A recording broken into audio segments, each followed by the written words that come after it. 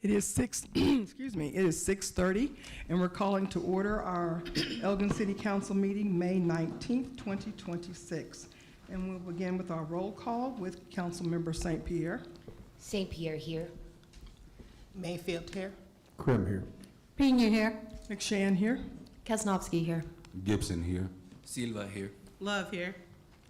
And we will have our invocation by Deputy Mayor Pro Tem Love. All right, if we can bow our heads. Heavenly Father, we come before you today with humbled hearts, asking for wisdom and unity as we serve our community. Guide us to deliberate effectively and with integrity, always placing the needs of our city above our personal agendas, our pride, and over division. Even in the midst of disagreements and differing perspectives, help us to respectfully listen, to learn, speak with respect and truth, and to work together in one accord for the greater good of all the people we represent. Let our decisions be rooted in fairness, transparency, and genuine desire to see our city prosper and succeed. Grant us clarity to lead with courage, compassion, and accountability, so that every action taken reflects the service over self-prejudice and progress over self-conflict. May our focus remain steadfast on building a stronger and safer Elgin and a more united community for our present and future generations. Amen. Amen. Stand for the Pledge of Allegiance.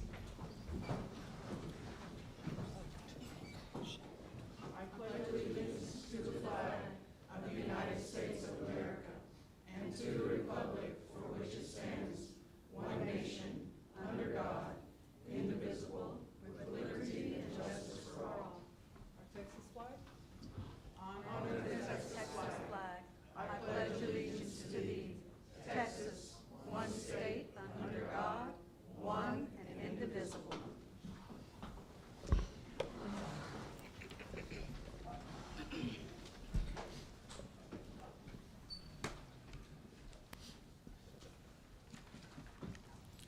We'll now go into our public hearing. The first public hearing on an ordinance granting a specific use permit for operation of a gymnasium on a parcel of land known by Bastrop County Appraisal District as parcel 8720493, Shaholi Estates, Lot 4, acres 1.220, City of Elgin, Bastrop County, Texas, and providing for a savings clause and repealing conflicting ordinances and resolutions. Mr. Perry, if you have anything to, we didn't have anybody sign up. Okay, it's 6:32, 6:33, and that public hearing is closed. The next public hearing is on an ordinance amending the official zoning map of the City of Elgin, Texas, adopted in Chapter 46, Section 46-3, revised Code of the Ordinance of the City of Elgin, Texas, 2013, and making this amendment a part of said zoning map, to wit, to rezone land from R2, single family and duplex dwelling district, to C2, general commercial district, located on parcels of land known by Bastrop County Appraisal District as parcels 8701906, Elgin, Texas, City Block 21, and 8701923, Elgin City Block 21. Alleyways through lots 4 through 9. City of Elgin, Texas, Bastrop County, being described in Exhibit A attached hereto, and providing for a savings clause and repealing conflicting ordinances and resolutions. And no one signed up for that one. 6:34, and that public hearing is closed.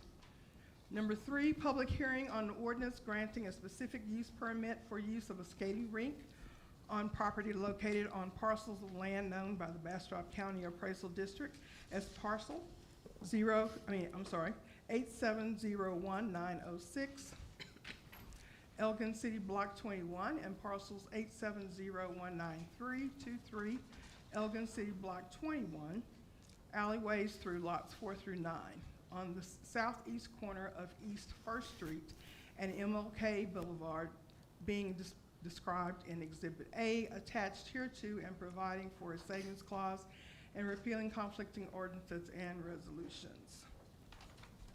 And no one signed up for that one. May I ask a question, Mayor? With that, being a skating rink and so close to the railroad tracks, will there be crossing arms? We'll have For- that discussion further down in Yeah, the this is agenda. for Okay. public, yeah. Thank you Yes, very ma'am. I'm gonna let you much. finish your question though, but yeah, we'll get to that. Thank you. Okay, 6:35, and that one's closed. Number 4, public hearing on ordinance amending on the official zoning map of the city of Elgin, Texas, adopted in chapter 46, section 46-3, revised code of ordinances, city of the Elgin, Texas, 2013, and making this amendment a part of said zoning map to wit to rezone 45.405 acres of land from R1 Single Family Residential District to C3 Highway Commercial District located on parcels of land known by the Bastrop County Appraisal District as parcel 57003 and 15519 located at 800 North State Highway 95. And no one signed up for that. It is 6:36, and we close that public hearing. We now have public comment, and you have 3 minutes to present your comments. And no formal action can be taken by the city council on items not posted on the agenda. Items requiring a public hearing will allow a member of public an opportunity to speak during the public hearing and does not require a public comment form. Gosh. Okay, we have one, Leo Dominguez, if you come forth. Yes, to the mic. Thank you, gentlemen, ladies and gentlemen. And first of all, I want to thank the people for Ward 4 for voting in Brenda Pena. I think she's going to do well in her job, and I'm looking forward for new things to change for Ward 4. That Ward 4, to me, in my opinion, is pretty bad. What I want to talk about, first subject is Farm Market Road 3000. People that live out in Blue are coming in too fast late at night, speeding between 60 to 90 miles an hour. And I can hear them on the road way too fast. And I really believe it could use more patrol, police patrol, on Farm Market Road 3000. And then another street, which I live on, 212 North Avenue J. Too many speeders coming around that corner, hitting between 40 to 60 miles an hour, when it should be maybe a 30 speed limit speed sign. And I'm looking for some kind of progress to happen. And I would recommend 2 speed bumps, because dead center of that road, it's a big dip for the water to flow. But it could use 2 speed bumps to stop these people from ramming the road with high music, blasting that music, and speeding pretty fast on that road. And I'd like to see that changed. And it could use a lot of cleanup too. So I talked to Ms. Brenda Pena, and I'm glad she's on board with good people here to see that this will be carried on for a new agenda for 2026. And that's about it. And one more thing too I'd like to say. The Loop 109 that goes to 1704, that is a very dangerous road on that corner that going to that loop that's going to Highway 290. It needs some flashing lights because it only got one stop sign, and people coming around that corner, and they're not really aware of that stop sign, and people coming in from 1704, coming from the south, coming into town of Elgin. But that is a very cautious place, needs some flashing lights. I highly recommend that. And as for, I like to see this town grow. We got people coming in, moving into Elgin, and they want to be entertained. They want some good, nice restaurants. Maynard is extremely, very progressive. It has grown. People love it. I hear comments from Maynard. They got stores and more options to shop and whatever. Sorry about that. That's okay, thank you. Thank you.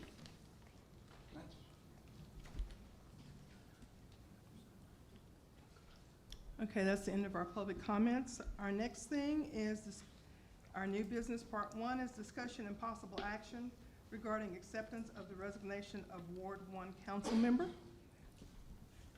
I have a letter of resignation from Councilmember Joy Kaznowski. She's written to me and to the members of the council. Know that this is just a formality. We cannot not accept her resignation. So I'm going to read it to you, though. Please accept this letter of formal notification that I am resigning from my position as council member from Ward 1, effective Tuesday, May 19th, 2026. After careful consideration, I have made this decision due to my family's move outside of Elgin. It has been a true honor to represent the residents of Ward 1 since 2022 and work alongside you to address our city's needs. I am particularly proud of the progress we have made towards funding needed city infrastructure and investing in parks across the city, including the expansion of Veterans Memorial Park, which has become a beacon of community gathering and downtown vibrancy. The new playground equipment and the baseball court surface on Thomas Memorial Park in Ward 1, which will always be Purple Park to me and my family. Support for workforce housing that is within walking distance in the city's downtown core. The adoption of accessory dwelling units to support multi-generational living and urban density, and ushering in new leadership under the city manager Eads. Thank you for your opportunity to serve this great community, and I wish the council, city staff, and the residents of Elgin the very best in the future. Best regards, Joy Kaznowski.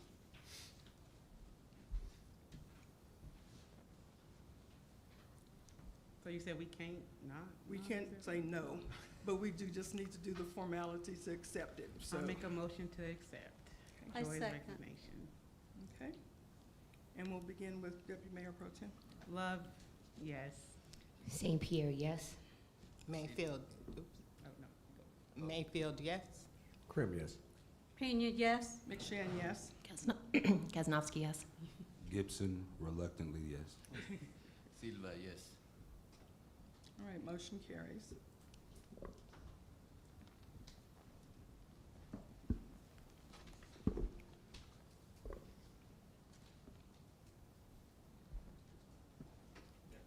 So we're going to take a quick moment to present you, if you will stand up, and her family's here.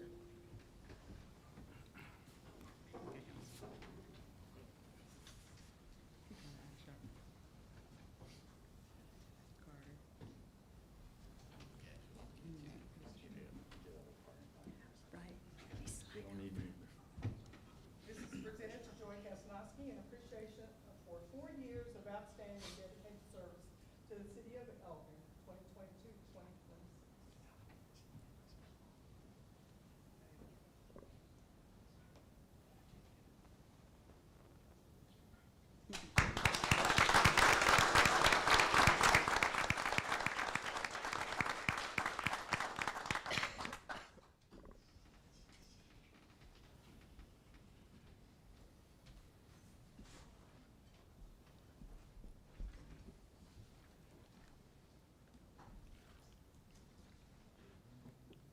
Okay.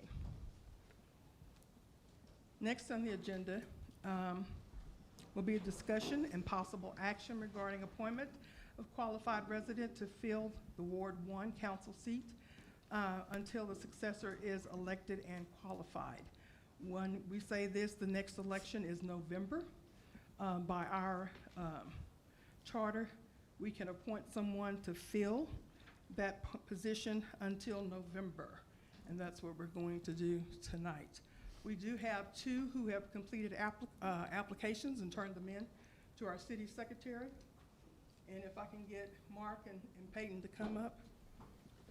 Before we start, can we even proceed with this item at the moment, considering that there's a change in the background information and that the agenda item specifically states that we'd be considering Jessica Jaimes at this point? would that not be a Texas Open Meetings Act violation with not providing the public with sufficient notice that there's going to be a second candidate? We have a lawyer and our secretary here to answer that.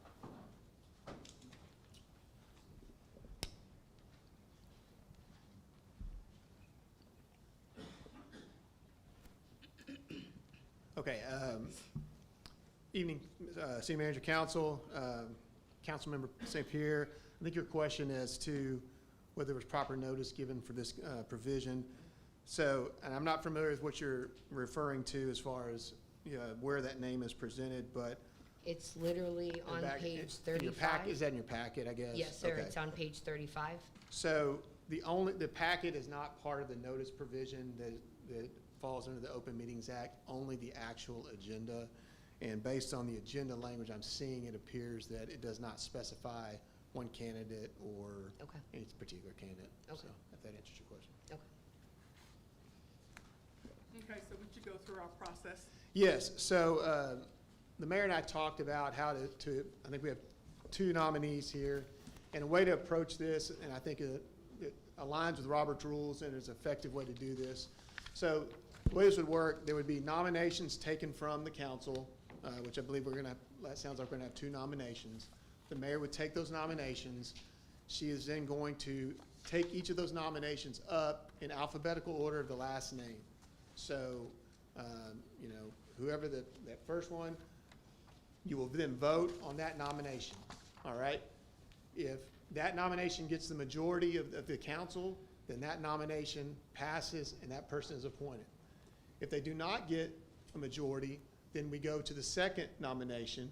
Everyone can vote again. You're not limited to one vote here, and then if there's a majority for that second nomination, then that person would be appointed as a new council member.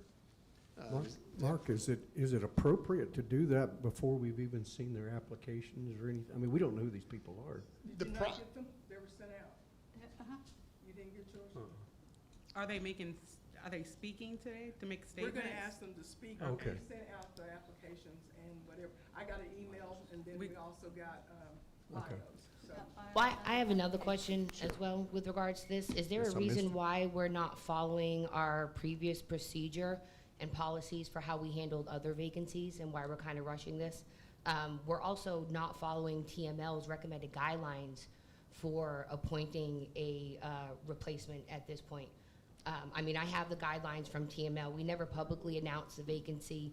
We didn't set up applications. We didn't fairly tell constituents and residents of Ward 1 how they could apply and that they could apply. It's just a reason why we're doing things differently this time. So I'm not aware of what your past, what practices you've had in the past, but based on your charter, state law, you have flexibility to do this. Right, I understand that there is no state law, From but a there legal are perspective, recommendations. the council can decide how they want to approach this, but from a legal perspective, if your question is, can you appoint someone tonight under the procedure, yes, you can. But it's ultimately up to the council how you want to proceed. So Tiffany, I understand, okay, so this was open to everybody, just like it always is when it's time to run for election, and no one came forward. And so, for whatever reason, we do have two people now who have come forward to say that they want to be on the council. They had ample time to do like everybody else did, just like the new ones that we have here. That time was already presented. We did not do anything special for that. It's a No, but we regular also didn't election. do what we kind of should have, our due diligence for transparency and equal access for the residents of Ward 1. We didn't publicly announce a vacancy. We alluded to it.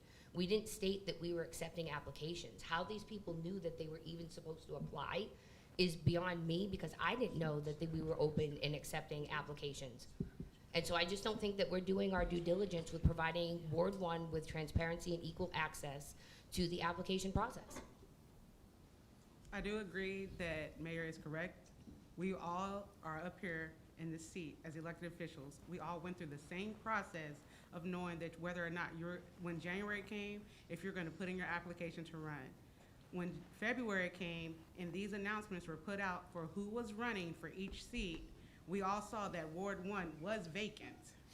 So that was not something that was underhanded. That was not something that was kept away from the public. That was public information. It was highlighted in yellow. Ward 1 was vacant. It was everywhere. Everybody's on social media. It was everywhere that Ward 1 was vacant.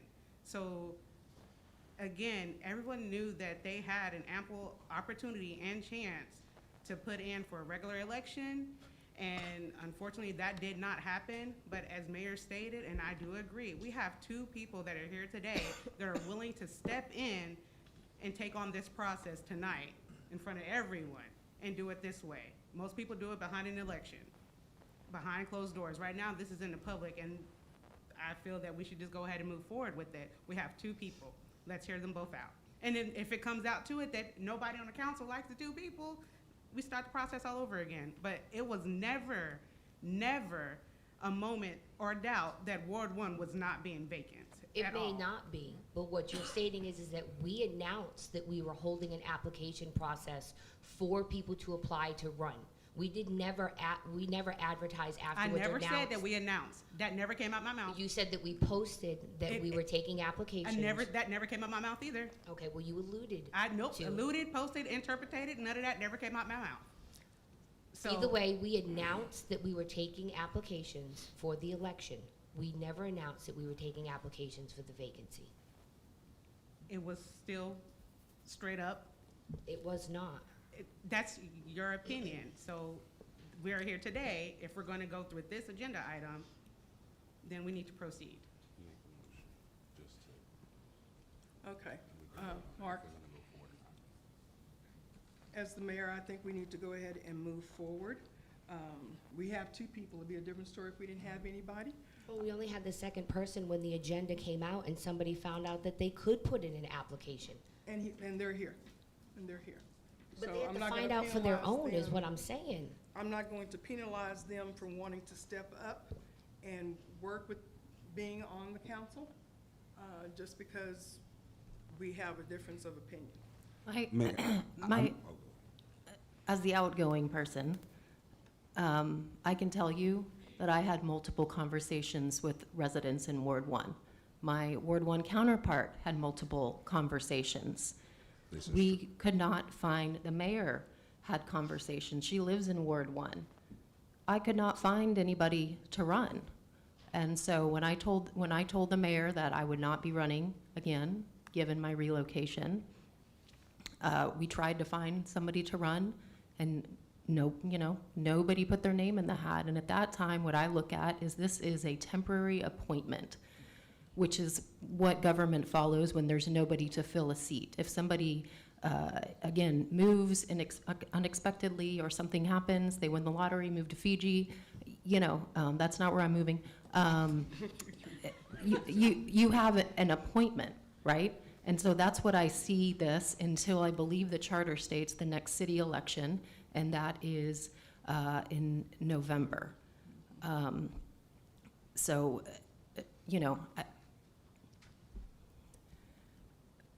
Mark, I don't know if you have something to say, or my fellow council member, but again, this is a bit like pulling teeth, you guys, getting people involved and to run.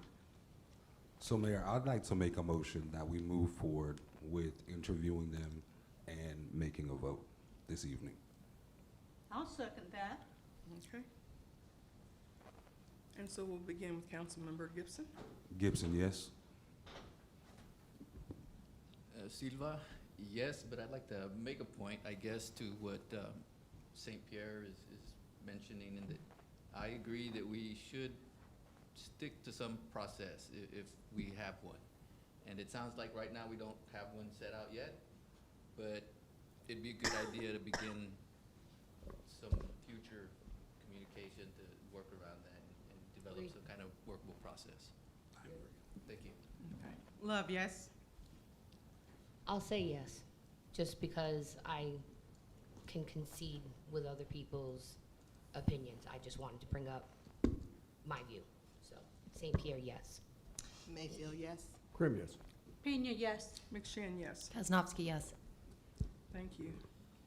Okay, we need to have the 2 candidates come forth. And we'll be doing it in alphabetical order, so Rick Harton with H would be first. We're using your last name.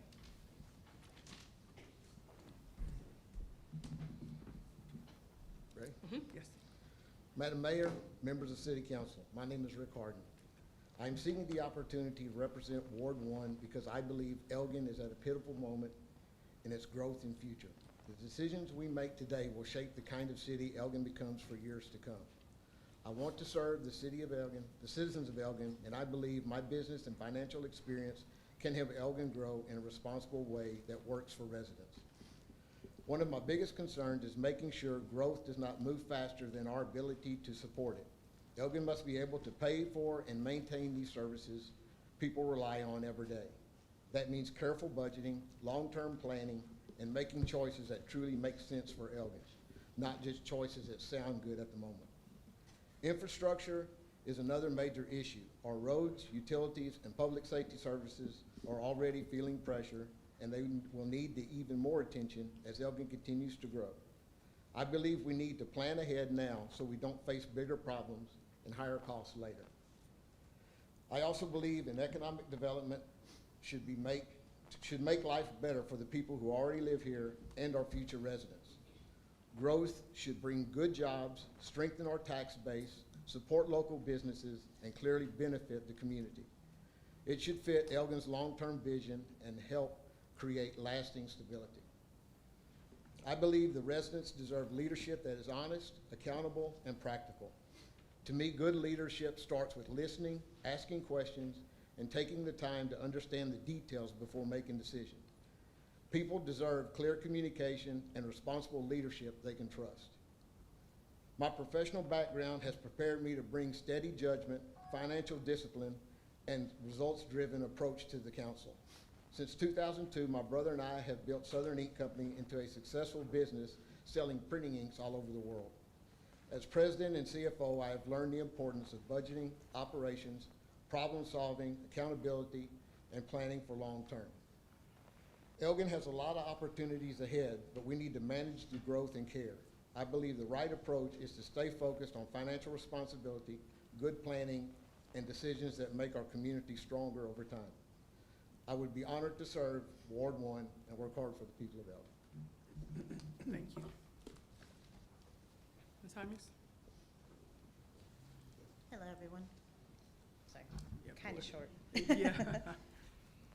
Hello, everyone. My name is Jessica Hymes, and the reason I want to serve on the City Council is because I care deeply about the progression and future of our city. Since 2021, I have slowly become involved with the local government and community service because I believe a positive change happens when people step up and participate. As an Army veteran, service has always been an important part of who I am. My military experience taught me the values of leadership, accountability, teamwork, and dedication to the community I serve. Those values continue to guide me in both my professional and voluntary work today. My involvement in the community began with the Elgin 101 class, where I served as president and gained a better understanding of how our city operates and the challenges our community faces. I later volunteered for the Charter Review Board, where I served as co-chair, and I currently serve on the Historic Review Board. These experiences have allowed me to work closely with residents, staff, and community leaders while learning the importance of thoughtful leadership and public involvement. In addition for working for the City of Austin as a terminal operations specialist in a public-facing role, which has strengthened my communication, problem solving, and customer service skills, working directly with the public has shown me how important it is for people to feel heard. I want to be on the City Council because I want to help encourage a greater community involvement and ensure residents have a voice in a decision that affects our city. I believe our city grows stronger when leadership is engaged, accessible, and committed to serving the community as a whole. Thank you.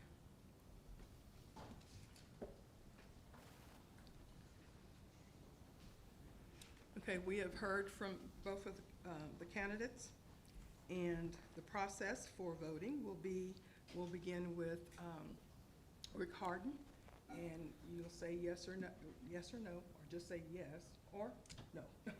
So we won't get messed up like we did before.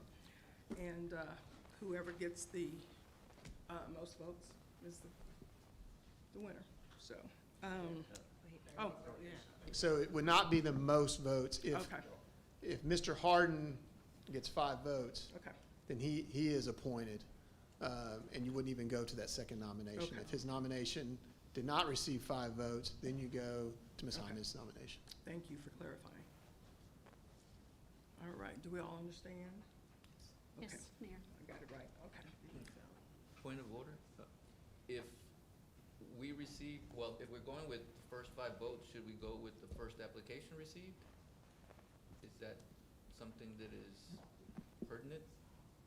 No, because it wasn't pertinent when we do regular elections. Okay. Yeah, Okay. because we drew numbers for regular election. Okay. We're just gonna do alphabetical order. The easiest way to keep it straight. Okay, so let's begin with Councilmember St. Pierre. St. Pierre, yes. Mayfield, no. Krim, yes. Pena, yes. McShane, no. Kaznowski, no. Gibson, no. Silva, no. Love, no. All right. And then we'll go with Jaime's is next. Sarah, St. Pierre, no. Mayfield, yes. Krim, no. Pena, no. McShane, yes. Kaznowski, yes. Gibson, yes. Silva, yes. Love, yes. Okay, so it looks like Jessica Jaimes will be our next Ward 1 representative. And we need to swear her in.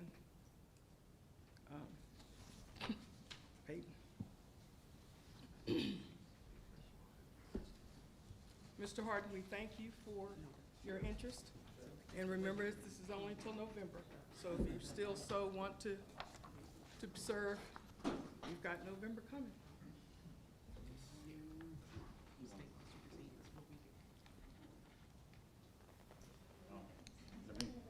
So I'm just gonna do what I did. Does a microphone holder? You need a Bible holder? You No, sure? no. I'm sorry. So she'll, Put her right I'm just gonna hand, hold the microphone. That's my job. the right hand on the Bible and left hand up. Come on.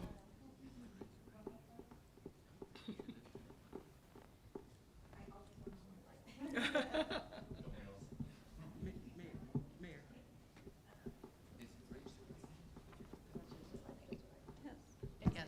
Is, raise your right hand and left hand, right hand, left hand. There. You about to punch me in the face. So, just repeat after me. Okay. I state your name. I, Jessica Jaimes, Do solemnly swear that I have not directly or indirectly paid, do solemnly swear I have not directly or indirectly paid, offered, promised to pay, offered, promised to pay, contributed, or promised to contribute contributed, or promised to contribute any money or thing of value, any money or thing of value, or promised any public office or employment or any public office or employment for the giving or withholding for the giving or withholding of a vote at the election of the vote of the election at which I was elected, at which I was elected, or as a reward to secure my appointment or as a reward to secure my appointment or confirmation, or confirmation, whichever the case may be. whichever the case may be. So help me God. So help me God.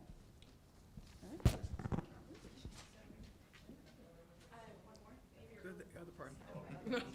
What you say? Not finished. In the name and by the authority of the state of Texas, In the name and the authority by the state of Texas, I state your name. I, Jessica Jaimes, Do solemnly swear or affirm do solemnly swear and affirm that I will faithfully execute the duties that I will faithfully execute the duties of the office of City Council Member Ward 1 of the office of City Council Member Ward 1 of the state of Texas, of the state of Texas, and will to the best of my ability and will do the best of my ability preserve, protect, and defend preserve, protect, and defend the Constitution and laws the Constitution and laws of the United States and Of- of this state. of the United States and this state. So help me God. So help me God.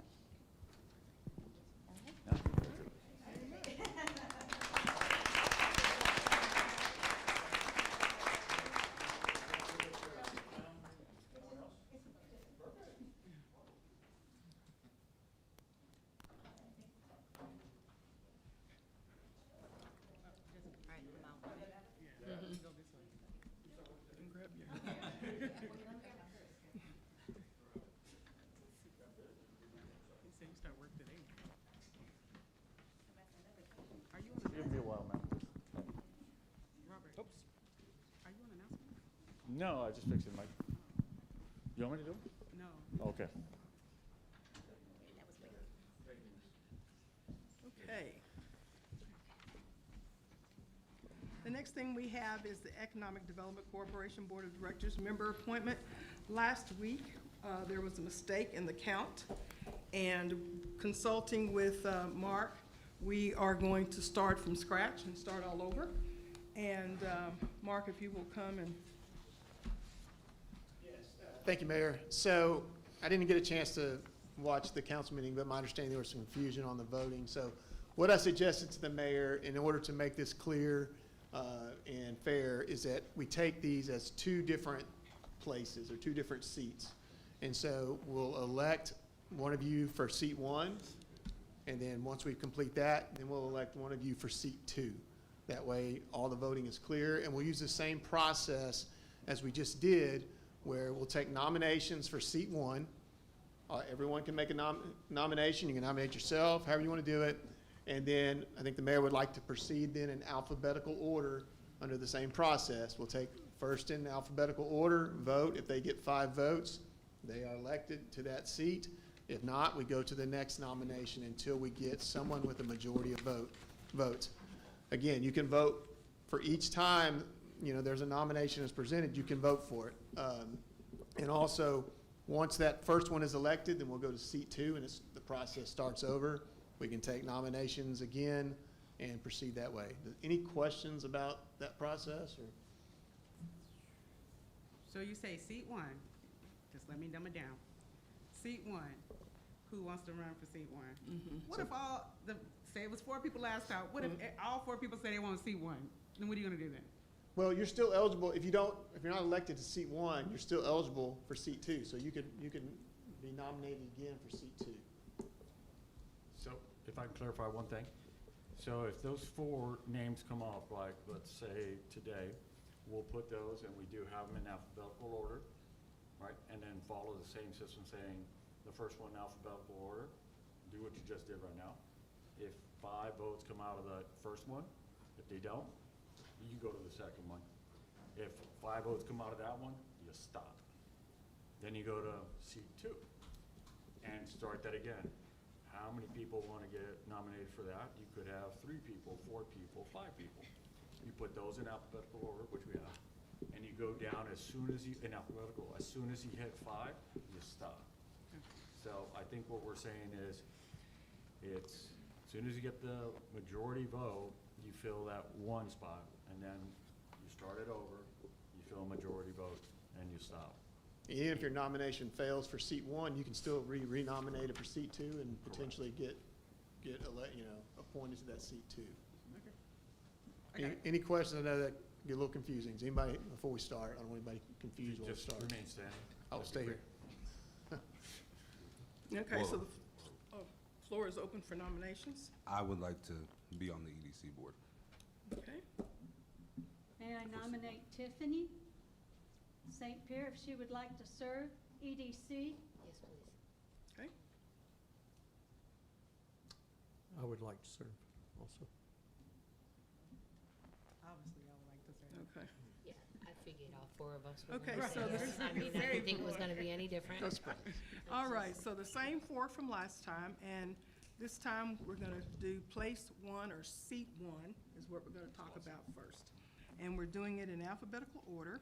So those who, So voting for Krim Krim. started, we're going last name alphabetical. So Krim would be the first one up. And so we'll start with St. Pierre. Krim, yes. Mayfield, no. Krim, yes. Krim, yes. Hymus, no. Hold on. Oh, that's okay. My bad. I was trying to write. Sorry, Sorry. I have to She's look at you fast, because she's I'm. ready to Macshan, no. Okay, no. Hymus, no. Gibson, no. Silva, no. Love, no. So then it goes over to Arthur. So the next one on in alphabetical order is Gibson. So we'll begin with St. Pierre. St. Pierre, yes. Mayfield, no. St. Pierre, yes. What? No, no, that's not. They're going for, it's on Gibson right now. Oh, I'm sorry. It's on Gibson. Yeah, so we're on Gibson, that's right. I don't know my alphabet, sorry. You're voting for Gibson, right? Gibson, yes. Okay, sorry. Gibson, no. McShane, yes. Jaimes, yes. Gibson, yes.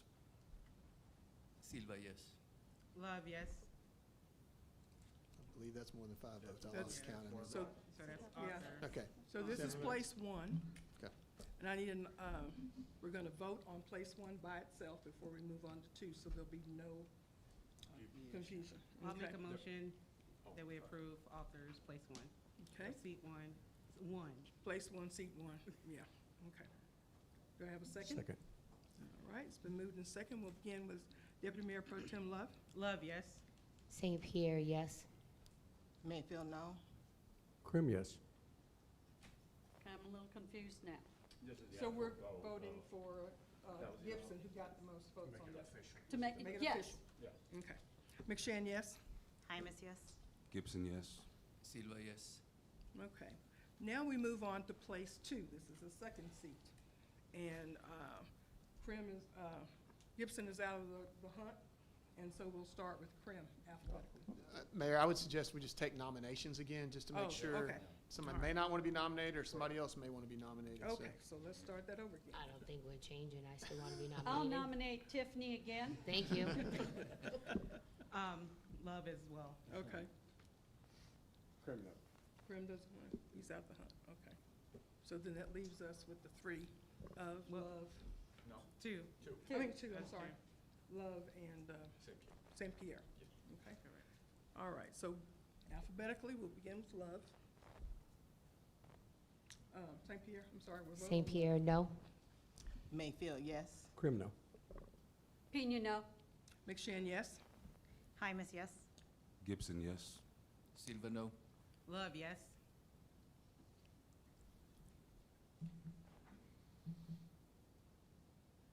Did you get that? That's 5. All right, Got it? that's 5.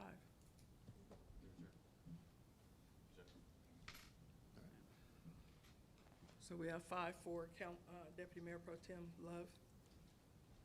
Do we have a motion to approve? I'll make a motion. And I'll second. Okay. And we'll begin with Councilmember Krim. Krim, yes. Pena, yes. McShane, yes? Jaimes, yes. Gibson, yes. Silva, yes. Love, yes. St. Pierre, no. Mayfield, yes. Motion carries. So our two new EDC members are Gibson and Love. All right. Now we'll have announcements.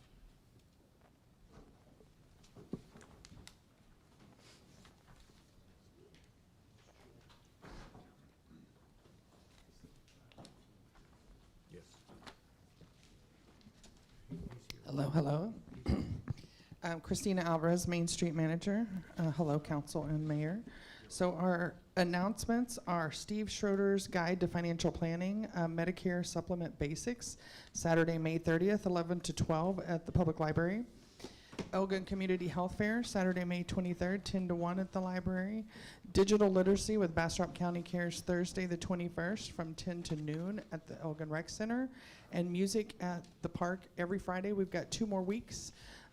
Show starts at 6 this week and goes to 9.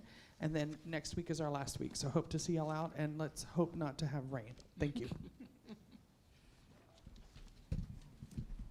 Okay, now we'll move on to presentations.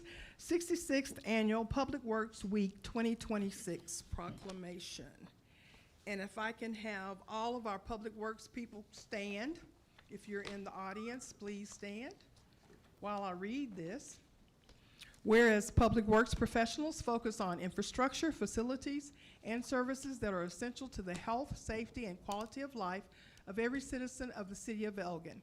And whereas these services could not be provided without the dedicated efforts of Public Works professionals and staff who are responsible for rebuilding, improving, and protecting our transportation, water supply, water treatment, and solid waste systems. public buildings and other structures and facilities essential for our citizens.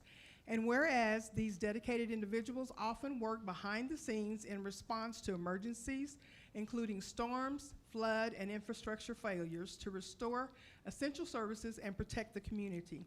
And whereas the year 2026 marks the 66th annual National Public Works Week, sponsored by the American Public Works Association, which provides an opportunity to recognize and honor the contributions of public works employees, engineers, and contractors who build and sustain the foundation of our community. And whereas this year's theme, Rooted in Service, Powered by Community, emphasizes innovation, suitability, and resilience in building the infrastructure of tomorrow. Now, therefore, I, Teresa McShann, recognize the week of May 17th through the 23rd of 2026 as National Public Works Week in the city of Elgin, and encourage all residents to commend, recognize, and honor the important work of all public works professionals, engineers, managers, and employees during this time, and join in celebrating their contributions to our community. In witness whereof, I hereto set my hand and cause the seal of the city of Elgin to be affixed this 19th day of May 2026.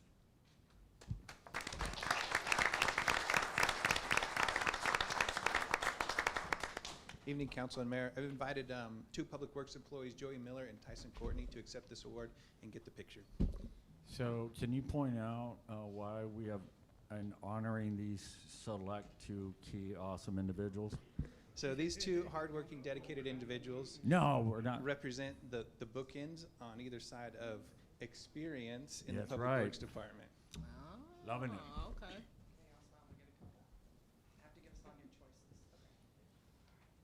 Guess which one's the young guy? Joey. Yeah, I don't want to be the.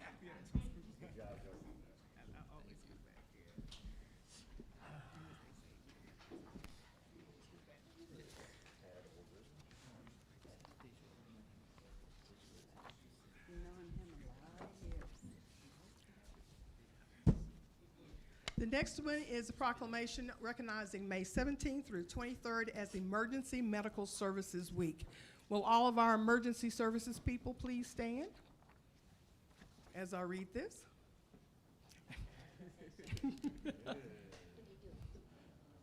Okay. Whereas emergency medical services are a vital public service with members of EMS teams ready to provide life-saving care to those in need 24 hours a day, 7 days a week. And whereas access to quality emergency care dramatically improves the survival and recovery rate of those who experience sudden illness or injury. And whereas these services fill healthcare gaps by providing important out-of-the-hospital care, including preventative medicine, follow-up care, and access to telemedicine. And whereas the EMS system consists of first responders, emergency medical technicians, paramedics, emergency medical dispatchers, firefighters, police officers, educators, administrators, pre-hospital nurses, emergency nurses, physicians, trained members of the public, and other out-of-the-hospital medical care providers.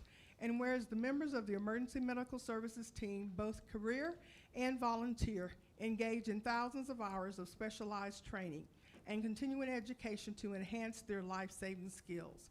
And whereas it is fitting and proper to recognize the value and the accomplishments of emergency medical service providers by designating Emergency Medical Services Week, and to honor this occasion on its 52nd anniversary.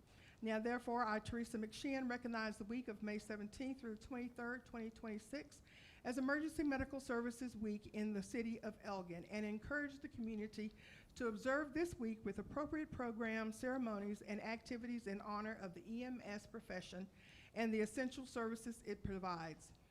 In witness whereof, I hereto set my hand and cause the seal of the city of Elgin to be affixed this 19th day of May, 2026.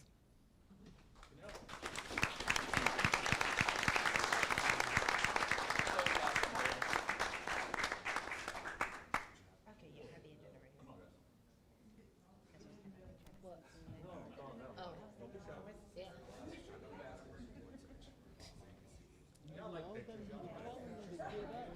Oh, yeah. I know that. Yeah, I know the commissioner. Oh,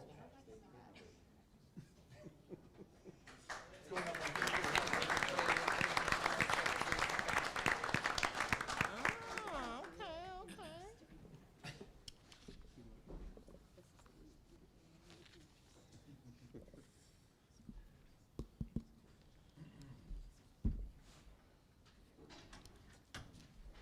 Now we have our city manager's report. I'm sorry, introduction of new employees. I jumped ahead, my bad. They couldn't see you, Pam. Good evening, Mayor, Council, and City Manager. Who are you again? I don't remember. Oh. I am Pam Sanders. I am the HR Director, and tonight we're going to introduce the 7 new employees that were hired in the month of May. So I'm going to ask that the employee, when I call your name, that you come forward, and you and your supervisor will take a photo up front. Do you have a clicker? Or are you going to do it? Okay, first one is Julissa Lira. She comes to us as the Youth Program Assistant and will be working with in the children's area. She's a former volunteer for the city of Elgin and was working at the Taylor Public Library. She's not here? She's not here. She's working right now. She can't come. Next are Public Works employees, James Britton as a groundskeeper and Kayla Chavez as custodian.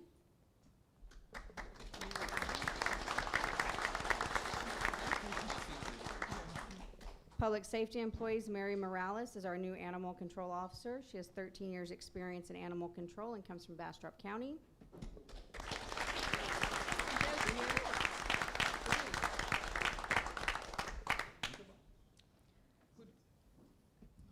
Do you want to do them all together? Okay. Don't go anywhere. Come back to me. Don't go anywhere. Don't be shy. Michelle Rodriguez is the new crime scene evidence tech. She has a bachelor's in forensic science and interned at the Austin Forensic Science Department.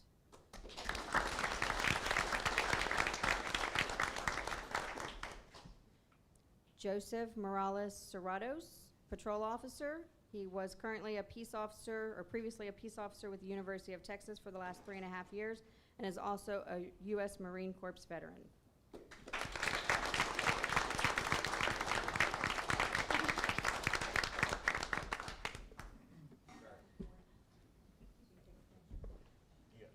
A proud Marine. My son-in-law is a Marine. Absolutely. Yeah, all your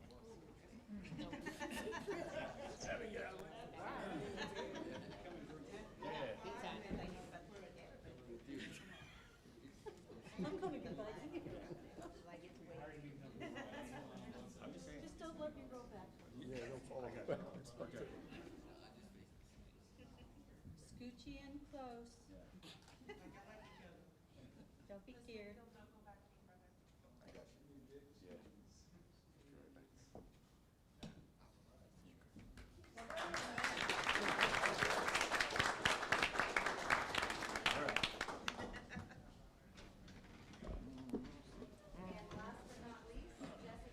Ms. Hernandez is our new planning assistant, and she comes to us from the city of Pflugerville.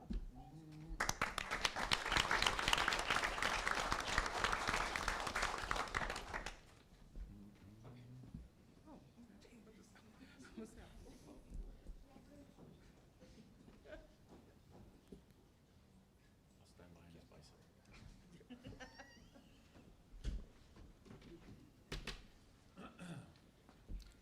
Okay, are we through with that?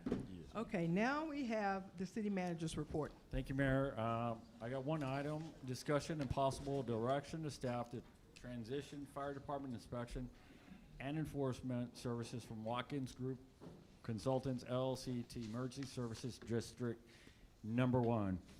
And so we had a great conversation with our fellow partners at ESD1 about a lot of great things. And so we'll be coming to council and community with a lot of great partnerships and ideas and stuff we want to nail down. The first thing was inspections, services for the city. And so today we bring you, and Mr. Pear, if you can come up and just, I know you work in that world, that would be you. Yeah. Yes, sir. And so you work in that world, what this would look like and what benefit this brings to not only our bank accounts, but all the services we could be providing differently for our businesses and, you know, our community here alongside ESD 1 that joins us today. Yes, so currently with the city is the one who's performing as the fire chief, which means you're doing your annual inspections for all commercial, retail, industrial, public buildings, and we are generally hiring that out to a third party who goes with that. It's been a strong sense of ours that we would love to, with ESD1, transition that over them. Obviously, they're the ones who are going to be providing those firefighting services. It also, the personnel get to understand all the different business owners, get to understand the buildings because they're in there doing at least an annual fire inspection, and it can provide a lot better business. Right now, as a third party, you have them going out there. It might be a different person each individual year. Some of the communication missteps that we've had over the time with just coordinating that with business owners, them not understanding that an annual fire inspection is required by the city at a minimum, or that they can get their own third party who's certified in order to do it. And generally just we have to pay that third party as a city.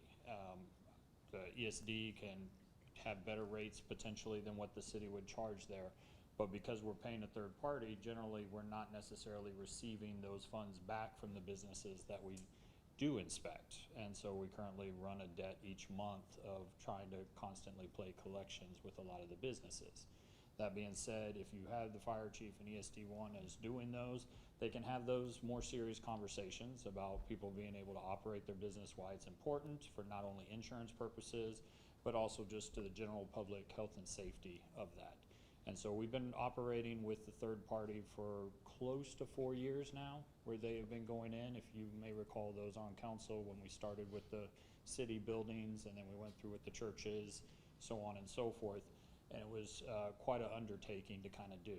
So we've continued to do that at the direction of council because we feel that it's important that those inspections occur, especially when you're talking about a historic downtown and a lot of businesses and growth that are going in.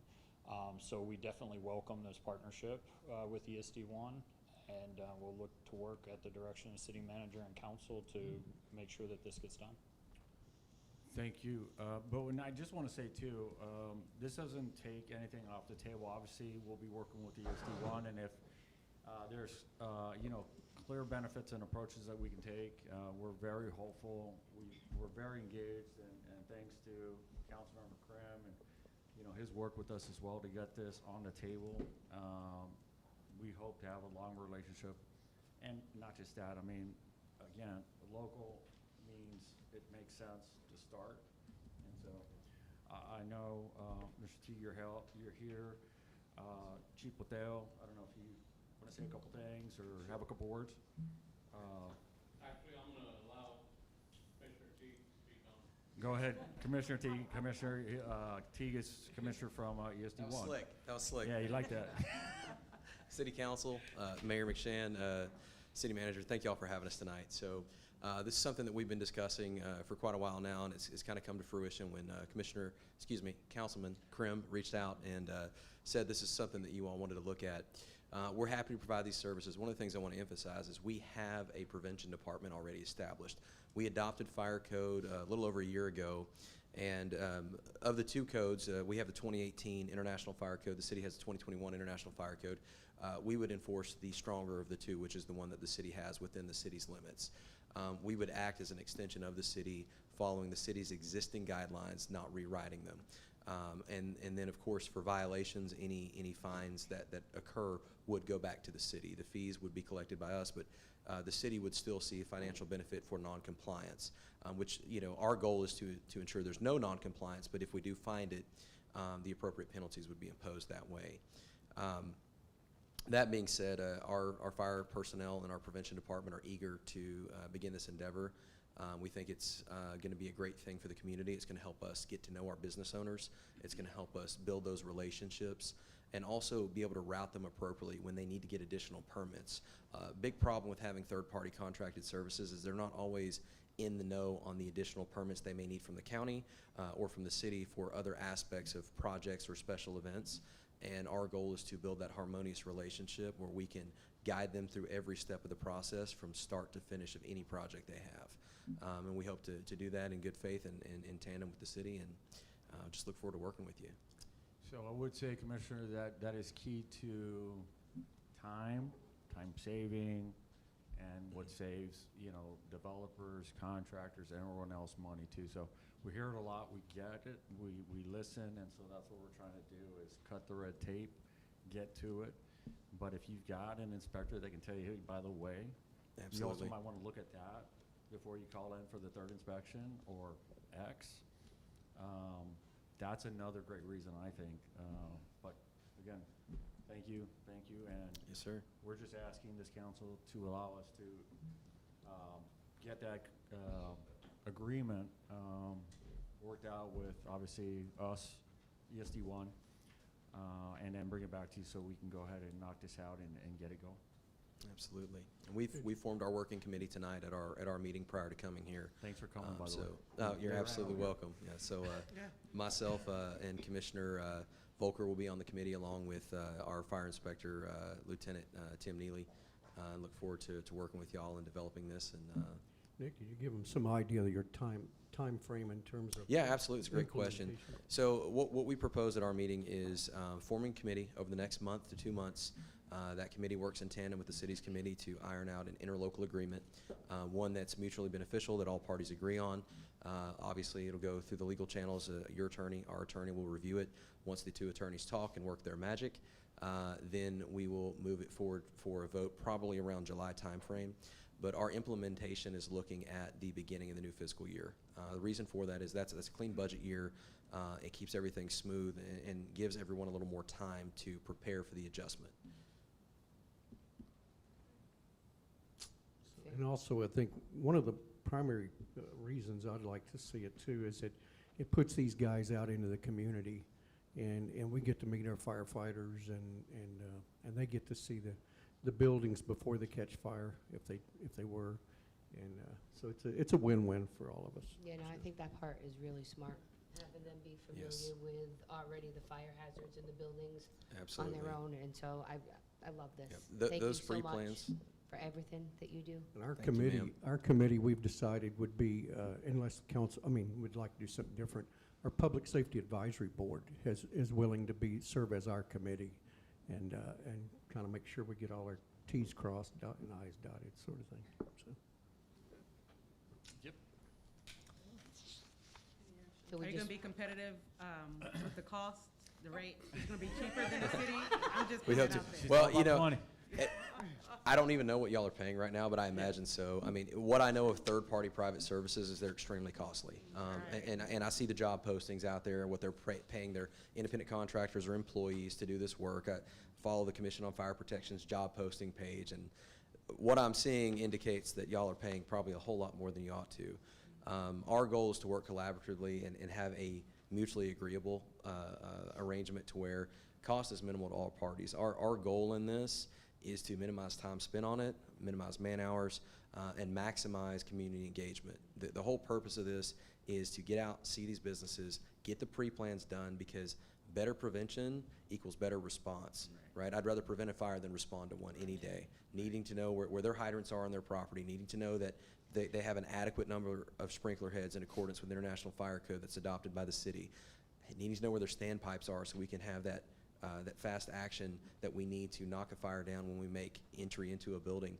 All that's critical, and right now with a third party, we don't have that. We are only finding out largely after the fact. So, but part of that process is looking at what the cost is going to be and finding out where y'all are at currently. But our goal and our process is set up with our prevention department is to have the businesses pay for those inspections in advance. So.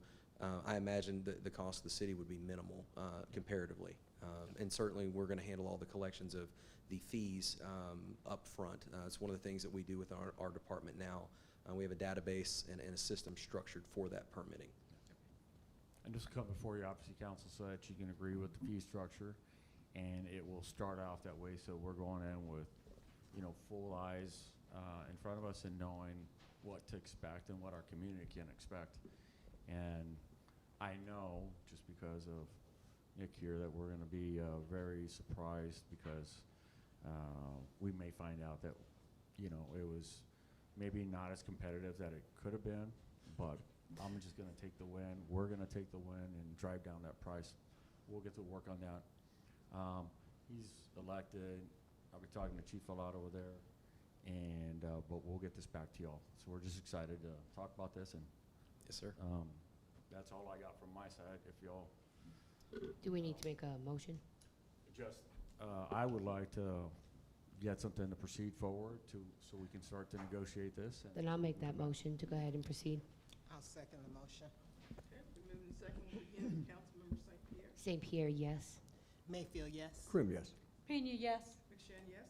Hymus, yes. Gibson, yes. Silva, yes. Love, yes. All right, carries, move forward. Thank you. Thank you all. Thank you. We don't want to burn down. At least I Okay, on our consent agenda, we have our city council regular minutes for May 5th. I'll make a motion to approve the consent agenda as is. I'll second. All right, and we'll begin with Councilmember St. Pierre. St. Pierre, yes. Mayfield, yes. Krim, yes. Pena, yes. McShane, yes? Hymus, yes. Gibson, yes. Silva, yes. Love, yes. All right, that motion carries. Okay, then we move on to our new business part 2. And this is the election of the Mayor Pro Tem by the City Council. And we know that last year we implemented a Deputy Mayor Pro Tem, which is Councilmember Love, in order to start getting familiar with what goes on. This was part of our succession planning. And of course, I would like to nominate that she move forward as as Mayor Pro Tem. She's done quite a bit. She's gotten all, she can tell you what all she's done. I know I wrote it down somewhere, but anyway. It's on my phone, and I don't have my phone out when I'm. Oh, you want me to? Yeah. Oh, go right okay, ahead and well- say why. Oh, why? Uh-huh. My why is I've been doing the work. I've been on council for 3 years now. I've been a pillar in the community since I've been on council. My first year here on council, before it truly finished, I became a TML fellow leadership. So I am a leadership fellow with TML, which is the Texas Municipal League. I am the only council member sitting on this council and most council members within our region who is a certified municipal officer and official with TML, which is one of the highest recognized official positions that you can have with TML. That shows that I've gone to majority of all the trainings, so finance classes, our rural development meetings, EDC, any type of training that TML has, which I have brought that information back to our community. I am one of the only council members up here who has held continuous ward meetings. I did that from the jump from being on city council. I have a strong bridge of communication with the mayor, with the city staff. We have been mending relationships and partnerships. I encourage collaboration, although we all are 9 different council members up here, we all have our differences. I know when to agree to disagree and to go ahead.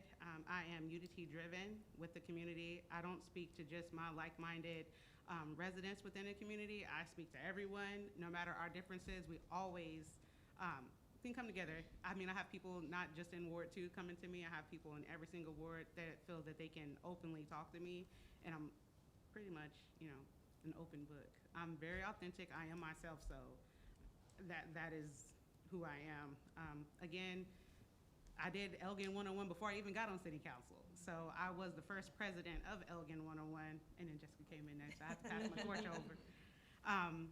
But I've been situated here and dedicated to learn all the positions within the city, what they do, every service that they do, and my dedication has not stopped. So that is why I am here. I feel that I'm not here as it should be an entitled position. I have earned the right to be Mayor Pro Tem and continue to be a positive change and moving our city forward.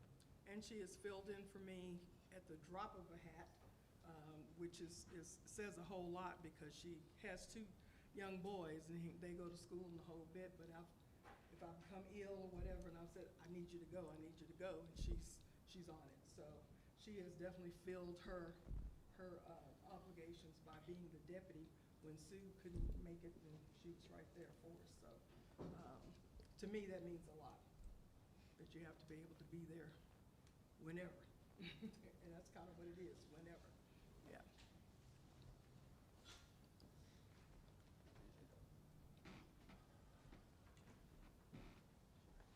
Any questions? Very impressive. And if I may throw another name out there, not anything against Deputy Mayor Pro Tem, but Tiffany, would that be something that you would be interested in as Mayor Pro Tem? I am willing to do whatever role the council feels I am best suited for. Then I would like to throw her hat in the ring. Okay. So then we'll begin, we need a motion for, Do we do it the same way, Mark? keep it straight, Mark, because I won't have to do this again next week. I have to, mm-hmm. Okay. All right, so doing it in alphabetical order, we'll begin with Councilmember Love, voting for her, and so we'll begin with you. Me again? You're on my side over there, I so know, you I get know, it I every know, time. but this is a tough one. St. Pierre, no, sorry. It's no offense, no offense. Mayfield, yes. Krim, yes. Pena, no. McShane, yes. Hymus, yes. Gibson, yes. Silva, yes. Love, yes. Okay. Well, it looks like Yeah, I mean, So I figured. Deputy Mayor Pro Tem. I'd like to nominate Tiffany as Deputy Mayor Pro Tem. Okay. I'll second that motion. We gotta finish this. We got- one. yeah. Oh, I thought we already did. We're getting ahead. Yeah, Peyton's back there Oh, we throwing up gotta- the timeout sign. Yeah, yeah. We gotta have to officially- officially do a A motion motion. for her to become Deputy Mayor Pro Tem. I'll make the motion. All right. You mean And I'll Mayor second Pro it. Tem. Mayor Not Pro Deputy. Tem, I'm sorry. Second, Mayor second Pro it. Tem. Okay. You Oh, I make gotta the go. motion? St. Pierre, yes. Mayfield, yes. Krim, yes. Pena, yes. McShane, yes. Hymus, yes. Gibson, yes. Silva, yes. Love, yes. Okay. Now on to Deputy Mayor Pro Tem. Now I make a motion to nominate Tiffany as Deputy Mayor Pro Tem. Not a motion. Okay. He makes a nomination. Oh, A yeah. nomination. I'll make a You're already doing your nomination thing. for Gibson the third. Okay. All right. Any more?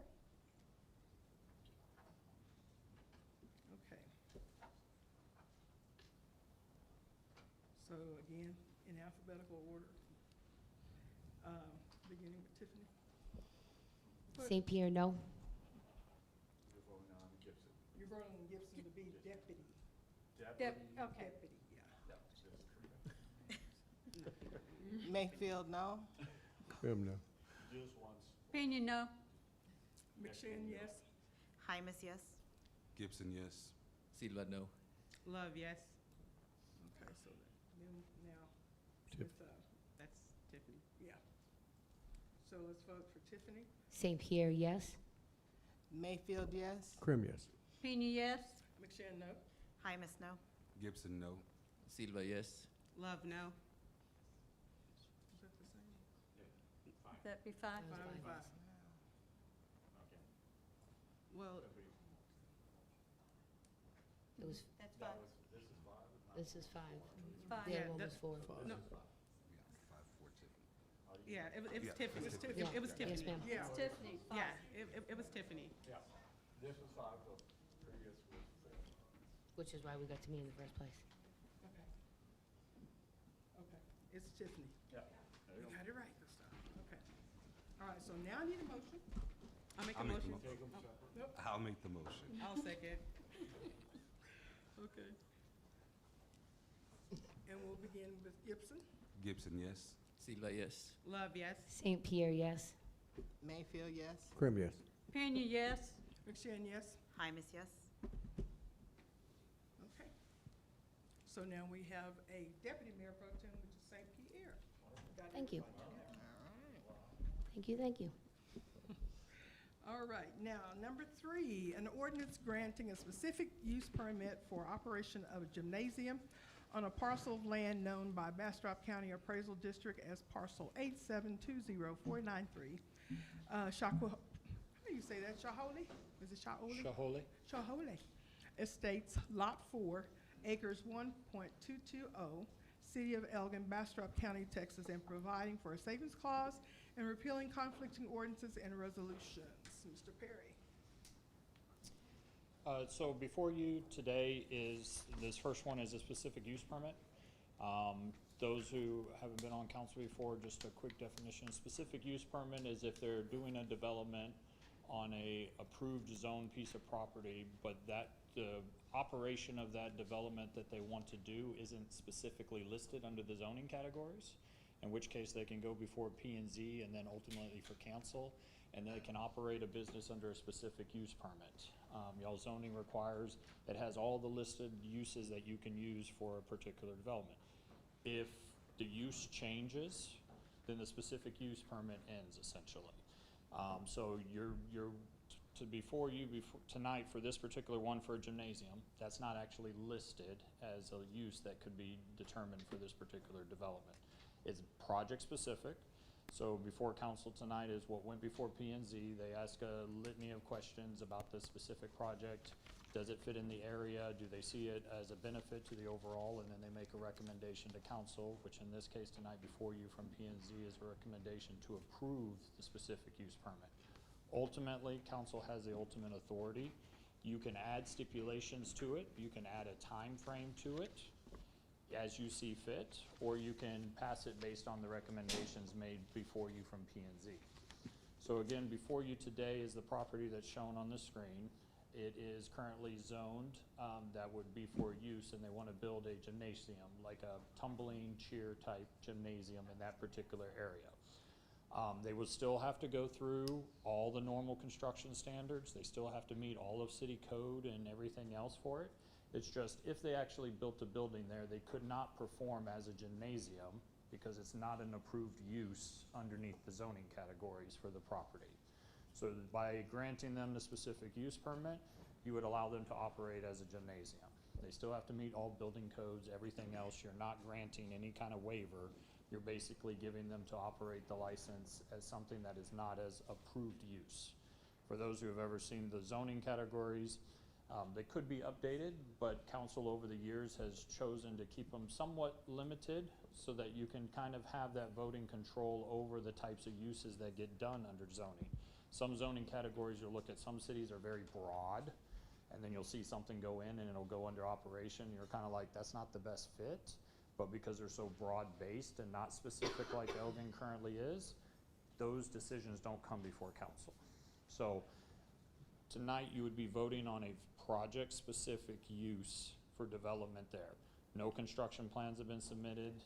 Obviously, if the specific use wasn't approved, they probably wouldn't move forward with the project because the project they intend to build is for this specific use.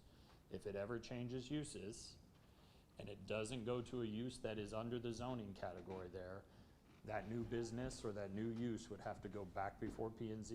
It would have to come back before council. Ask a question? Absolutely. So are those archaic then, what we have on record? No, it covers a broad array. It's just generally with the zoning, the city of Elgin over time has chosen that they wanted council making these decisions for certain kinds of business uses. And that's what the specific use allows you guys to do, is to make those decisions as a planning and zoning recommendation and ultimately as city council. I got a couple questions. Absolutely. First, I just want to make sure that that color purple all around it, that is residential? That is currently R2. Okay, and then the property on the side that we're voting on something else, are they the same person? They are the same developer. They are the same developer. Can we put in a stipulation that this is like a tumble gymnasium? Because I would hate to, I don't want like a kind of gym that's like a anytime fitness, 24-hour fitness in an area like this. I'm cool with like cheerleading, tumbling. And I believe the developer is here and they can speak to that if that stipulation specifically is. Sure, and that'd be if they great. want to. Great. Hi, y'all. Good evening, Mayor, City Council, City Manager. My name is Luis Granillo. I'm the civil engineer representing Ms. Rebecca Montemayor. She's one of the owners, so we're here for any questions you might have A on the little bit project. closer to the microphone, Sure, please. thank you. Yeah. Thank you. So speaking on the gym usage itself, it is mostly going to be a cheer and tumble gym. Okay. I say mostly because we will offer like parents night outs, things like that we can do movies inside and things that'll keep your kids nice and safe inside and actually bring something to the youth of this community because there's really nothing that they can do besides you guys have to drive out of town or you have to go to Clearville, Austin, Taylor. And so we want to bring something like that here that we can essentially teach your kids how to cheer or tumble or just kind of be active in their own way. How large of a complex have you planned on? As of right now, it's 10,000 square It's feet. 10,000 square feet. 10,000. Property is 1.2 acres and the building's 10,000 square feet. But just conceptual at this point. Sure. I'm glad it's that. I just don't want to see like a No, I don't worry, 24-hour, it's okay. just regular, Yeah, you know, nothing raw, happens. rage, roy Yeah. gym, you know what I mean? Like, this is great. I like this idea. And how tall will the facility be? We haven't done any construction plans. We were thinking maybe 25 feet, something in that Yeah. range. We do have to have high ceilings. I will I was say we about have a to lot say of, that. a lot of Right. cheerleaders that go up in the You air have and to they go get up. there Yes. nice and safely. Yeah. Yeah, it's gotta awesome. be real hot for Yeah. tumbling. Yeah. My granddaughter does that. Normally It's- Especially between cheerleading and 20 the and flipping 35 and- feet is really where it goes. 35 is really maxed out there. You're not trying to get in everyone's airspace there. Pretty high. Well, good. I'll make the motion to approve. And I'll second that. Okay, thank you. We'll begin with Councilmember St. Pierre. St. Pierre, yes. Mayfield, yes. Krim, yes. Pena, yes? McShane, yes? Hymus, yes. Gibson, yes. Silva, yes. Love, yes. All right, the next one is an ordinance amending the official zoning map of the city of Elgin, Texas, adopted in chapter 46, section 46-3 revised code of ordinance, city of Elgin, Texas, 2013, and making this amendment a part of said zoning map to wit, to rezone land from R2 single family and duplex dwelling district to C2 general commercial district located on parcels of land known by the Bastrop County Appraisal District as parcels 870-1906 Elgin City Block 21 and 870-1923 Elgin City Block 21, alleyways through lots 4 through 9, a city of Elgin, Texas, Bastrop County, being described in Exhibit A attached hereto and providing for a savings clause and repealing conflicting ordinances and resolutions.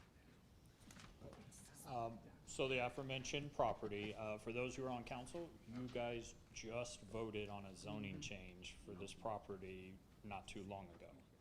What's this one with the alley in the middle? Correct. Okay. So, as you guys can see, you have three pinks that are kind of right there by, if you want to call it a purple or a blue. Ultimately, it was originally zoned industrial. And so you had these industrial properties that were zoned along the railroad tracks.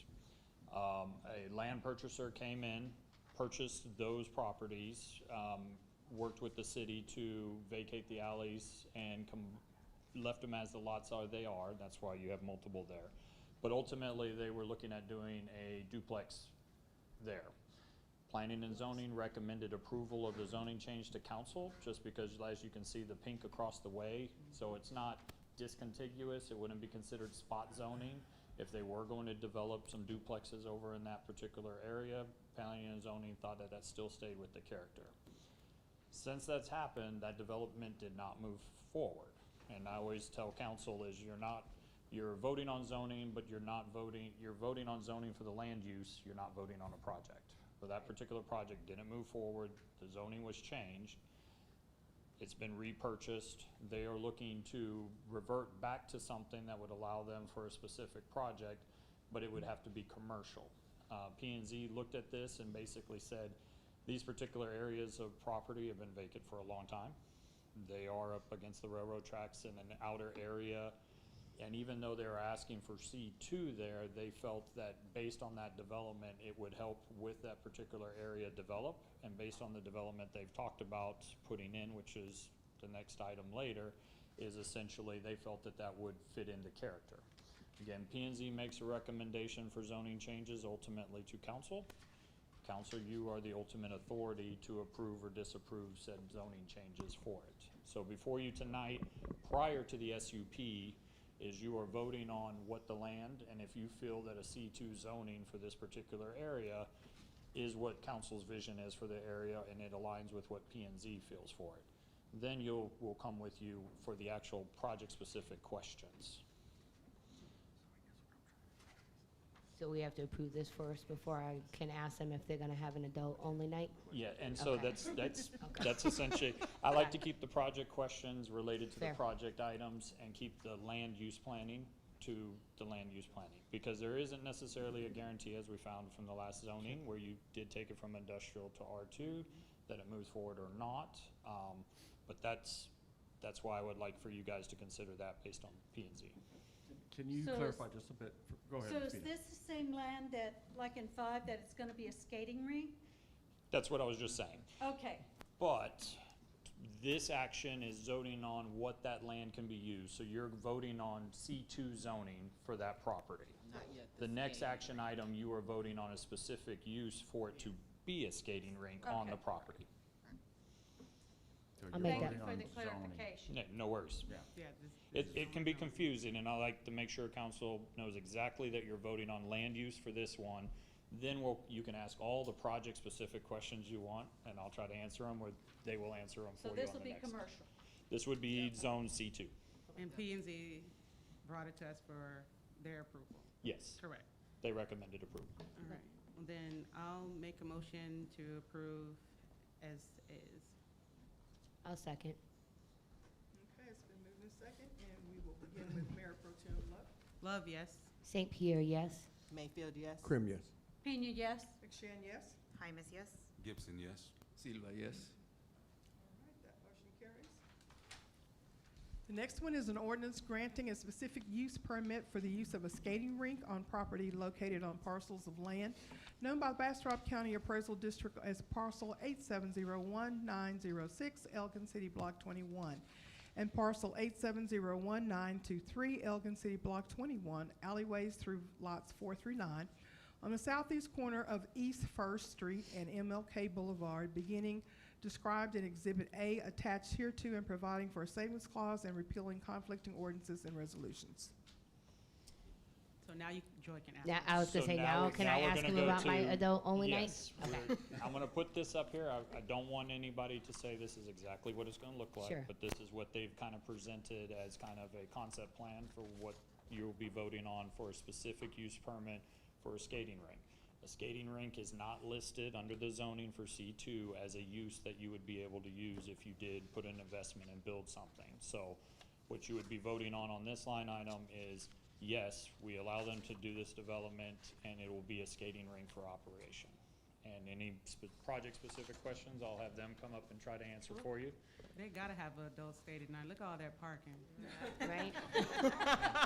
I just want to make sure you're going to have a really great sound system, some awesome lights, and I can come one day a month with no kids and get my boogie on. I absolutely can guarantee that. We will have parents' night outs again, like with the gym and skating rink itself. We are trying to do something in tandem with each other.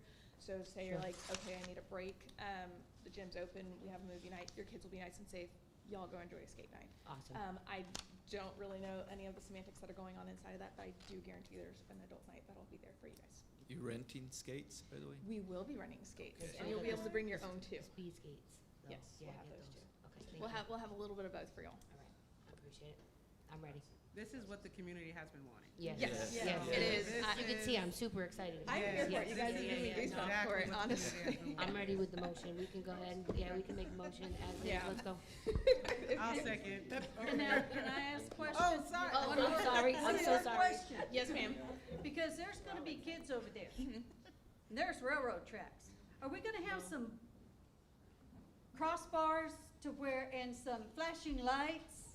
We will, Like we have at the other right? Railroad crossings? Because nothing has ever developed over there, that is something we will have to work with the railroad. They just came recently through downtown, the Cap Metro, they put in and upgraded those systems. The city, that is something that we've also looked at for a grants program potentially, that this might be one of those that would qualify there for safe railroad crossing there. But they will be building sidewalks as part of their development around their particular property.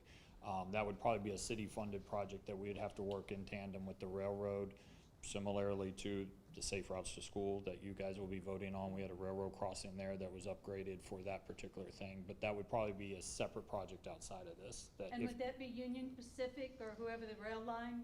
This one, I believe, is a spur off of Union Pacific. This is not Cap Metro, so that would be working with them. And that's very similar to the Safe Routes to School was worked with Union Pacific for that particular pedestrian crossing. So it won't be part of their project on them, but it is something that council could definitely take up as an initiative when this project is moving forward.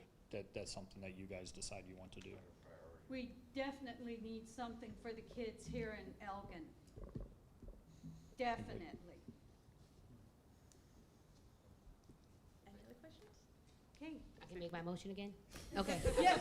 I would like to make my motion to approve as is, please. Thank you. And I'll continue to second. Okay. Yes, Deputy Mayor Pro Tem St. Pierre. That has a pretty ring. St. Pierre, yes? Mayfield, yes. Krim, yes. Pena, yes. McShane, yes. Hymus, yes. Gibson, yes. Silva, yes. Love, yes. Motion carries.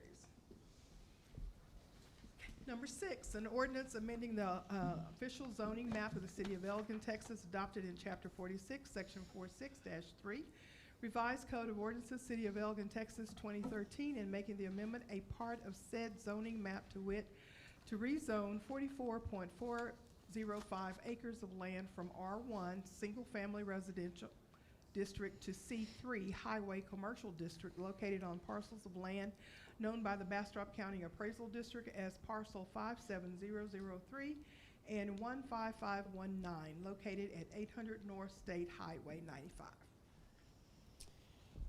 So those who are on council here, just briefly, if y'all remember, this property, a portion of this property came before the city that was within city limits, and they rezoned it to highway commercial.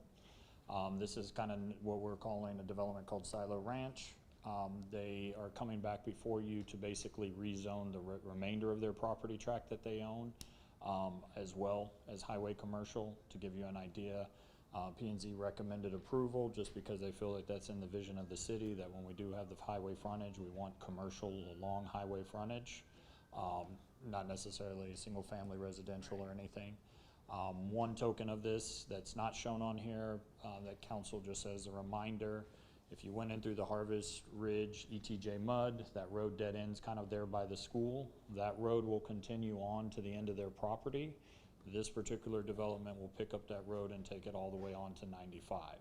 So you will basically have another east-west bound that'll go from County Line Road all the way to 95, in addition to what's been built off of Larson there. So trying to make those interconnectivities, this will help move that along with the zoning change as well.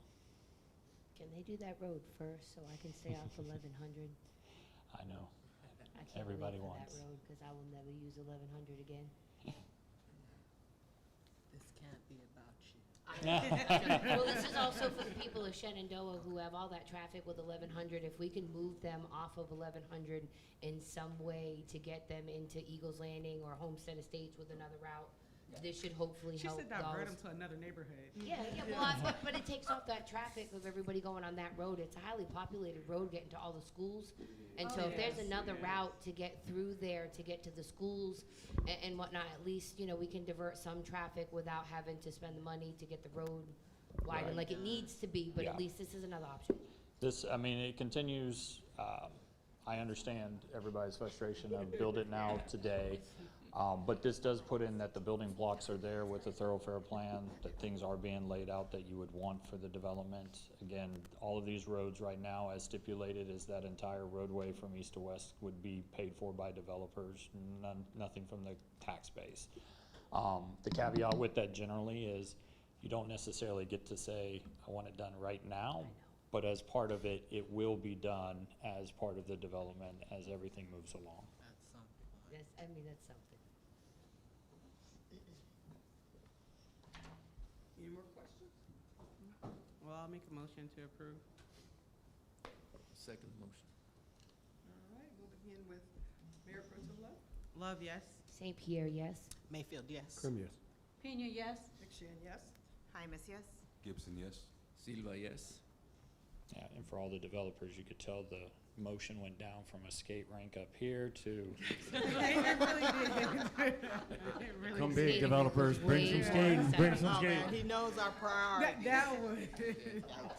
All right, number 7 is a resolution for the City of Elgin, Texas, authorizing the city manager to execute an agreement for construction services for the Texas Department of Transportation Safe Routes to School Sidewalk Project, also known as Schools to Downtown Project, and making certain findings related thereto.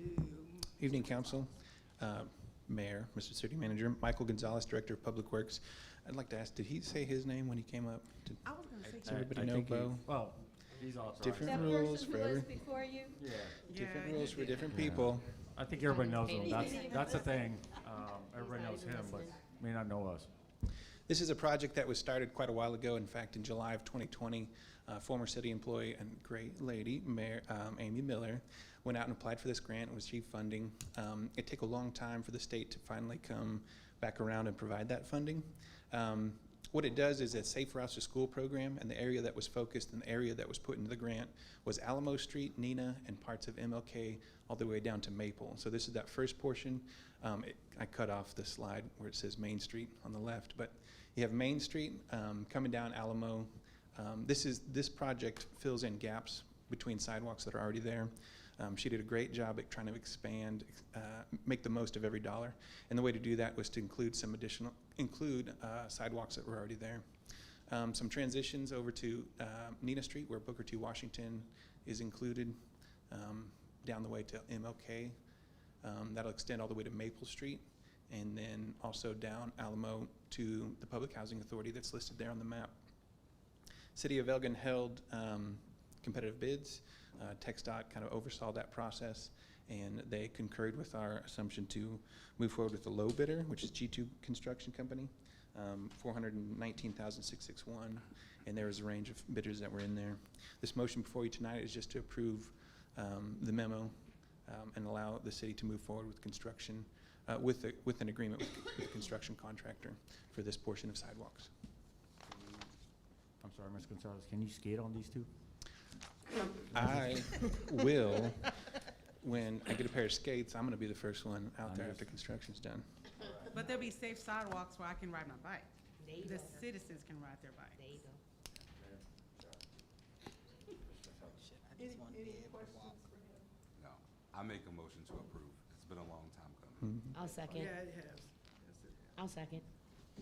All right, we'll begin with Councilmember Gibson. Gibson, yes. Silva, yes. Love, yes. St. Pierre, yes. Mayfield, yes. Krim, yes. Pena, yes. McShane, yes. Hymus, yes. All right, number 8, a resolution of the City of Elgin, Texas, authorizing the city manager to execute an agreement for engineering services for the Hazard Mitigation Assistance Grant and making certain findings related thereto. Where were you going? Look at that. You're So, on here for like 3 more times. Mayor, the staff would like to ask you to table this item until next meeting. Okay.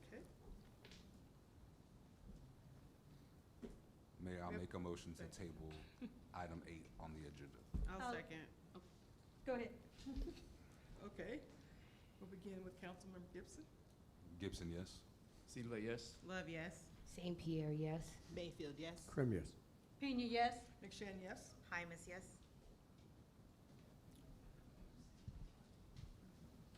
Come on back here. All right, number 9 is an ordinance of the City of Elgin, Texas, zoning for traffic and rate of speed therein on SL 109 in the city limits of the City of Elgin, defining speeding and fixing a penalty, therefore declaring what may be a sufficient complaint, compliant in persecutions hereunto with the savings clause, repealing conflicting laws and declaring an emergency. Mayor, for this item, I can speak to this. This item was actually approved in its other form, I should say. This is really a format issue or question, our city secretary is asking to vote on, so that when it's filed, it follows a standard form. So it was approved correctly, but in not the form that we have with all the rest. If city secretary wants to jump in and clarify that. Is that the reason for the separation of the two items? You want to come out on my? That woman on mic. So you guys passed this on April 21st, actually, but you passed it as a resolution to adopt an ordinance, and that's not how we adopt our ordinances. This cleans it up. So I'm asking you to just redo it, so you pass the ordinance and then we pass the resolution. Any question? I'll make a motion to approve. I'll second it. Okay, we'll begin with Councilmember Gibson. Gibson, yes. Silva, yes. Love, yes. St. Pierre, yes. Mayfield, yes. Krim, yes. Pena, yes. McShane, yes. Hymus, yes. Okay, and this next one is the same thing. A resolution confirming the adoption of an ordinance of the City of Elgin, Texas, zoning for traffic and rate of speed therein on SL 109 in the city limits of the City of Elgin, defining speeding and fixing penalty therefore, declaring what may be sufficient compliant in persecutions hereunder, with the savings clause repealing conflicting laws. So this is the fix, the one that we just did before. A motion. All right. Do I have a second? Second. All right. Deputy Mayor Pro Tem? St. Pierre, yes. Mayfield, yes. Krim, yes. Pena, yes. McShane, yes. Hymus, yes. Gibson, yes. Silva, yes. Love, yes. Okay. It is 8:11, and we're going to executive session. At this time, pursuant to Chapter 551 of the Texas Government Code, to discuss any matter as specifically listed on the agenda and is permitted by Chapter 551 of the Texas Government Code. Number one, Section 551.071, Texas Government Code, consultation with attorney, and Section 551.072, Texas Government Code, deliberation regarding real property, the potential acquisition of real property by the Economic Development Corporation for economic development purposes.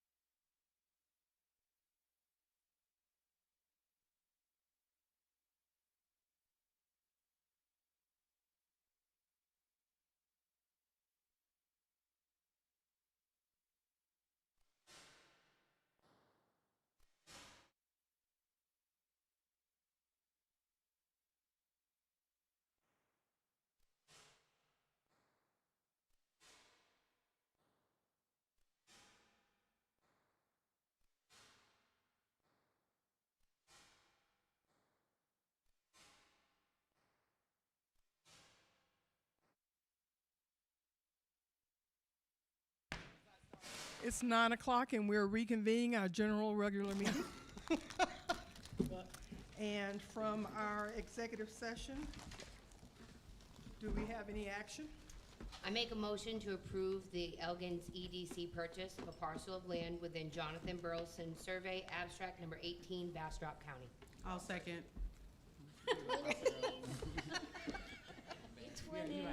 We'll begin with Deputy Mayor Pro Tem. St. Pierre, yes. Mayfield, yes. Grim, yes. Pena, yes. McShane, yes? Hymus, yes. Gibson, yes. Silva, yes. Love, yes. All right, that motion carries. The only other thing I have is that we're trying to work on our team building session, and we've been throwing some dates out. So it looks like, is it June 4th and 6th and 7th? 5th and 6th, okay. Friday, Saturday. Right? Yeah, it's a Friday and Saturday. That works So for me. can anybody not? I will not. I should be. I will That's not the be. baby, that's the baby's birthday. Oh. Okay. The option is what, the Can you bring the baby with you? the 9th and 10th? No, Wow. Bring the baby. Hey, we'll throw a birthday party. Peyton, what was the two options? I remember the 5th 10th and and the 6th. 11th. I can't do either day on the 10th or the 11th. We're running into Juneteenth celebrations. Right, that's what I'm ours, saying, like, and nobody then- can do and that then- one. And then Lydics. That is Juneteenth. So, okay, let's get back with her and see about the What is it? next I wouldn't be able to do that. availability Because my that we husband's got. coming back from Okay. Idaho. All right, any I act other, like I'm going somewhere. any other questions, comments? It's 9:02 and we are adjourned. Now we gonna go home or we